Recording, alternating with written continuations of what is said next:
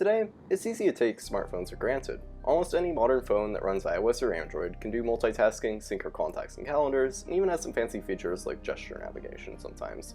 However, what you might not know is that all of these features were brought together in a phone from over a decade ago, the implementation of which still holds up really well today. This device came from none other than the legendary Palm Inc.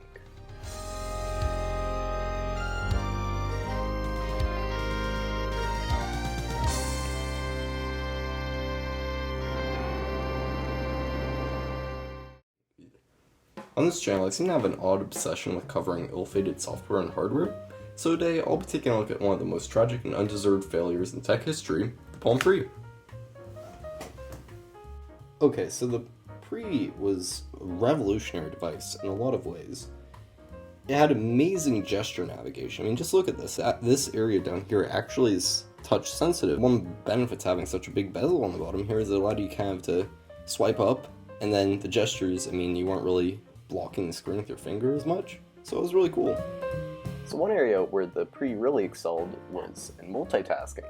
So as you can see, it has this card-based system, which at the time was completely new. Nobody had done this before. I mean, you look at iOS and Android today, and they just straight up ripped it off from Palm. Palm actually created this system with webOS, and yeah, I mean, it's still stuck around, and it's crazy to think that they actually pioneered that.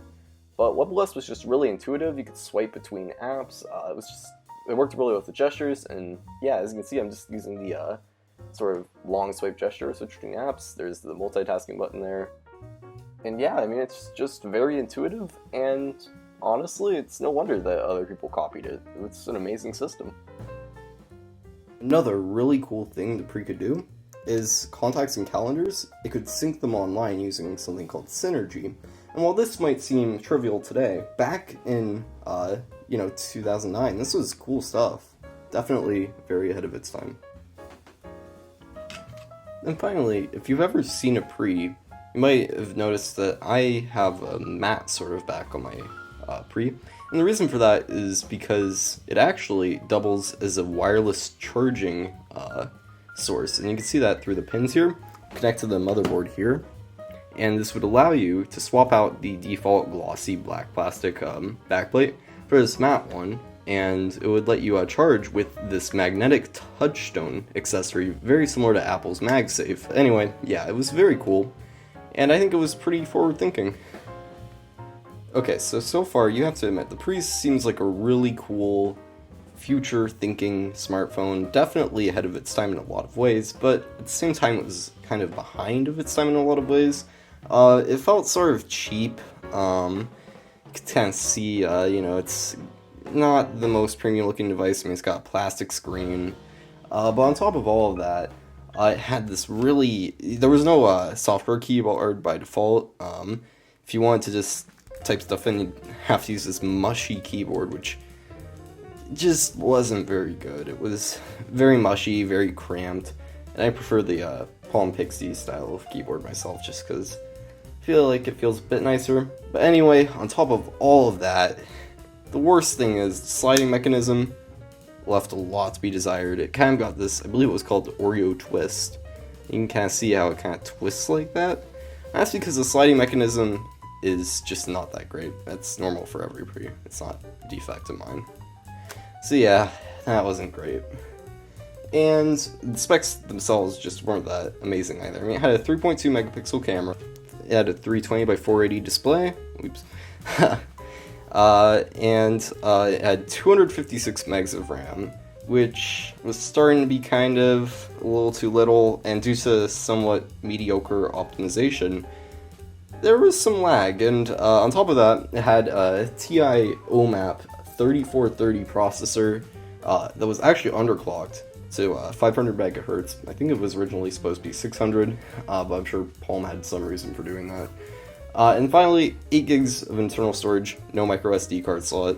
And that's one thing where this BlackBerry, which came shortly after, maybe a year or so, maybe even 2, but I mean, this had 8 gigs of internal storage, but at least you could upgrade it. You were stuck with 8 gigs on this, so you'd have to be prepared for that. And those specs compared with this just hardware, combined with the just overall compromises of webOS, somewhat poor optimization. I mean, it was just kind of a tough package, and yeah, I mean, the Pre was not by any means a terrible phone. It just wasn't really good enough to resurrect a company like Palm, which was just struggling in a major way. You really need to nail both hardware and software. I think that they really did nail software, it's just the hardware really prevented the software from truly being amazing.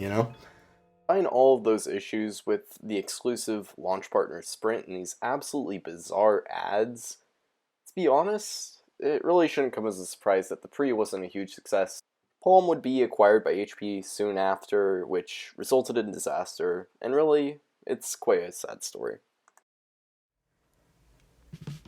It's really impressive to see just how much webOS has inspired future platforms and how its legacy still lives on in other platforms today because, well, they copied it, but also it's sad to see that webOS didn't take off really on phones. It did eventually get bought out by LG, and now their smart TVs run webOS, which is pretty cool, but you'd not really know from just looking at it. It shares a name and probably a bit of code, but they are pretty different platforms. Anyway, yeah, webOS, pretty cool. Sad it died when it did, but I'm glad it came out anyway, because it's helped build future platforms, even if it wasn't the one that was ultimately victorious. So, at this point, if you're interested in learning more about Palm, webOS, and The Verge has a very good in-depth sort of history on it. Definitely worth reading if you're interested. And I also have a Palm ads playlist, so I'll link that below if you're interested in going back in time and watching some, not only Palm pre-ads, but also Pixie, Centro, M-Series. I mean, I have a lot of cool Palm ads, so yeah, I'll link those below, and thanks for watching. Goodbye.